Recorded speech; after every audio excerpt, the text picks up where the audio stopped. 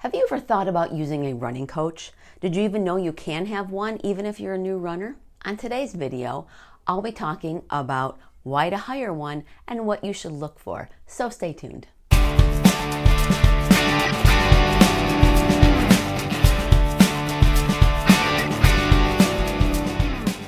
Hey there, Wrinkled Runner here. Many of us think that a coach is only for those who are elite or in high school or college and don't know that you're able to have a coach for yourself should you want one. There are many beginners that either want to get to the next level or would like someone to guide them as they start. Having someone by your side to encourage you and help you stay motivated are great reasons to have a coach.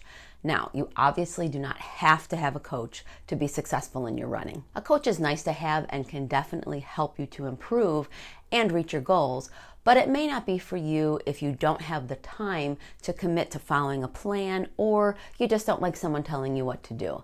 And I tend to be that way, so I totally understand. If you don't have the time to put in or you tend to have to postpone or cancel your running days, you probably will end up frustrated with a coach, and in turn, they'll probably end up frustrated with you. But if you can devote the time, having a coach may be something that you want to pursue. Accountability is a big reason some beginners hire a coach. When you get started running, you might be the only one that cares about it. I'm lucky that my husband started running roughly the same time that I did, so we have always had an accountability partner. Having a coach means you'll have days that you're supposed to run, days you're supposed to rest, and days that you'll probably be scheduled for strength training. That can be easier for you to do if you know there's a person checking at the end of the day that you did it, and someone that will ask you why you didn't if you skip it. I've talked about having goals even if you're a new runner, and I'll link those resources down below. Just following a plan off the internet may not get you to reach any goals that you have, since the plan is not tailored to you. A blueprint from a coach who knows all about you and your habits and your paces will direct you towards the finish line of whatever you're trying to accomplish. A coach will also discuss with you other goals that you may not have thought of and ones that they think you're capable of reaching that maybe you didn't think of. When I first started running like 15 years ago, I would never have dreamed of hiring a coach. The internet was there, but navigating it wasn't as seamless as it is now. So while I got some running plans and information as the years went on, it didn't occur to me that coaching was possible for me. There were many things about running that I didn't know, and also some things that I thought I knew, but I wasn't right about. Having someone who could walk me through some of the confusion would actually have been really great. Even the essentials to start running, like shoes or clothes and walk to run program, all those things would have been explained to me and tailored to me personally. Having your questions answered is a great benefit of having a coach, and it's also great for the coach. I love when new runners or even someone who has been running for a while asks me a question. It not only helps me develop content for the Wrinkled Runner, but also helps me develop as a coach. I've been doing some form work for myself for a while now, trying to correct some things and improving others about my running form, and having the knowledge of how to do that has been really beneficial for me and those I coach. If you hire one, they may have you run for them while they take a video so that they can analyze your form and see if there are areas that you can improve upon. Even if you've been running for a while, you can get great feedback regarding your form from a coach. With all the tools available to coaches today, you can be assured that a good coach will be tweaking your plan on a week-by-week basis to give you the most personalized plan that they can for you. They can take what life hands you and incorporate changes so that you avoid injuries or burnout and overtraining. Now, of course, they can't guarantee that, but they can help you through those types of things as well if they do happen. They will also change and grow your plans as you gain running fitness and push you further than you may have gone without a coach.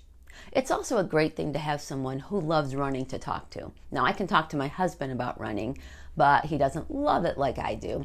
And if you don't have any running buddies, you know that the eyes of non-running friends can just glaze over when you start talking about distances and paces and races.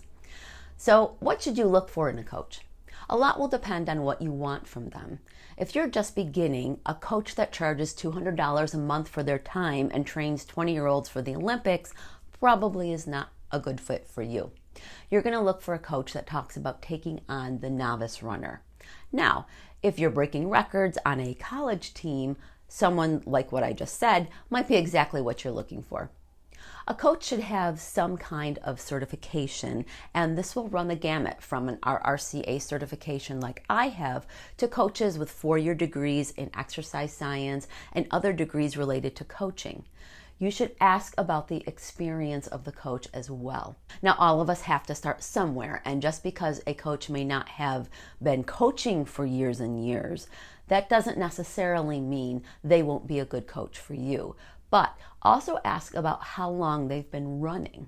Someone who has just gotten their coach's certification after only running a year may need a bit more experience at both. Now, that said, someone who has an actual college degree in exercise science, coaching, kinesiology, those are things to take into consideration even if the person hasn't been running for a ton of years.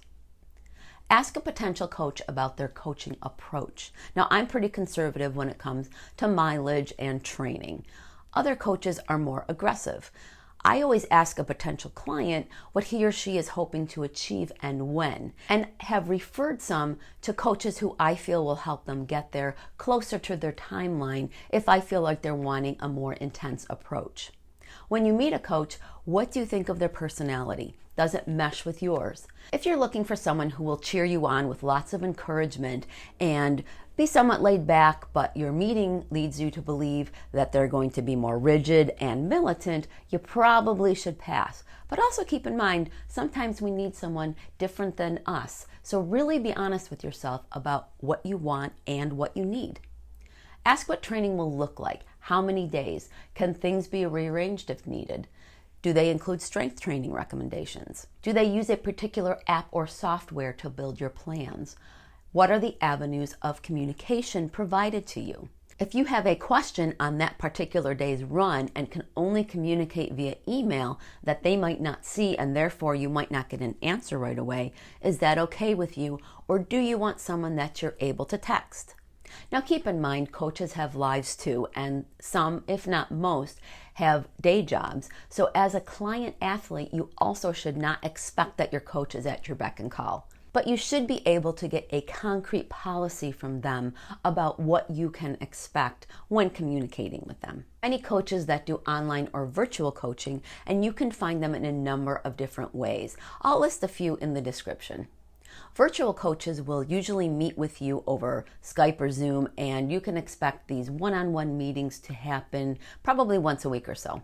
There are websites in some cases that you as the athlete will be directed to so that you can get your training plan for the week or 10 days or whatever cycle that your coach chooses for you. In-person coaches will meet with you personally, but may also direct you to certain software apps to get the training that they write. Different coaches handle training times differently. I coach for 3-month blocks at a time, while others will take on clients for as little as a week, or will write a plan for you for a price and then you're done. Check out the different coaches' websites to find out the different offerings available to you. Hiring a coach is a process, and if you decide you would like to explore the possibility, do your research and don't be afraid to find the best fit for you before committing. If you take the leap, you may find that you're rewarded with a relationship that takes you to your next level. I'm a running coach from Buffalo, New York, and besides this channel, I have a blog and a podcast. So even when I'm not running, I'm surrounded by running.